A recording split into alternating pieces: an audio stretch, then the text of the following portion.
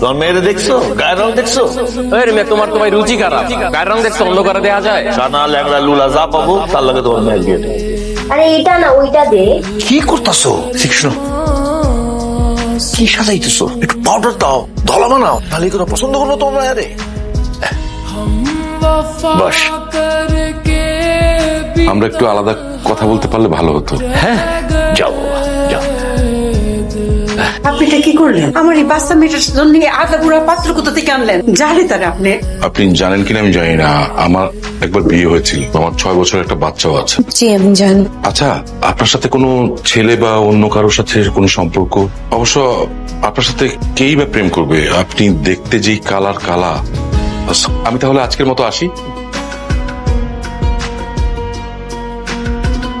মা, তুমি আমাকে জন্ম দিয়ে পাপ করছো মা। প্রত্যেকটা মেয়ের কাছে সন্তান জন্ম দেওয়া হলো সবচেয়ে তৃপ্তিদায়ক অনুভূতি রে মা। আমি কোনো পাপ করিনি। আসল কথা হইতেছে মা, এই সমাজে কালো মেয়েদের কোনো দাম নাই, কিন্তু তারা যদি পড়াশোনা কইরা শিক্ষিত হইয়া একটা পজিশনে যাইতে পারে তখন সমাজ তারে দাম দেয়।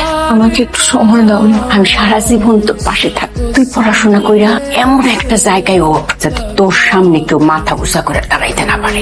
তুই এমন শিক্ষিত হবি রে মা, তোর এই কালো রং আর কারো চোখে পড়বো না।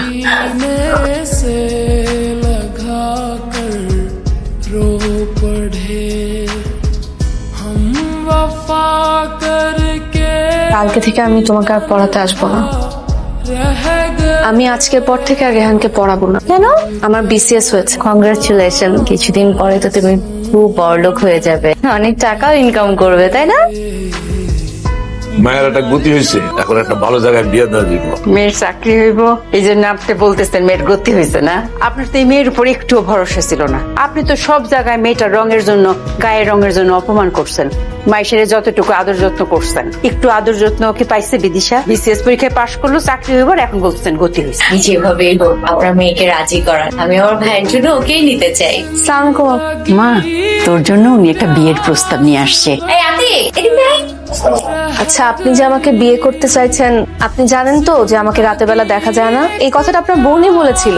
আমি একবার ওনাকে রিকোয়েস্ট করেছি ভাই যেন আমাকে নিচে একটু এগিয়ে দিয়ে আসে। নিচে কিছু বখাটে ছেলে পেলে থাকে, মাঝে মাঝে টিস করে। উনি তখন বলেছিল যে তোমাকে টিস করবে? তোমাকে তো রাতের বেলা দেখাই যায় না, তোমাকে তো রাতের বেলা যে কেউ ভূত ভেবে দেখে পালাবে। এই কথা উনি বলেছিল মা। যখন শুনেছে আমি বিসিএস ক্যাডার, সাথে সাথে নিজের ভাইকে নিয়ে এসে বিয়ের পাত্র হিসেবে। আমি তো এরকম ছেলেকে বিয়ে করবো না মা, যে আমার চাকরির লোভে কিংবা আমার গায়ের রং বিবেচনা করে আমাকে বিয়ে করতে চায়। আপনি নিশ্চয়ই বুঝতে পারছেন আমি কি বলতে চাচ্ছি। আপনি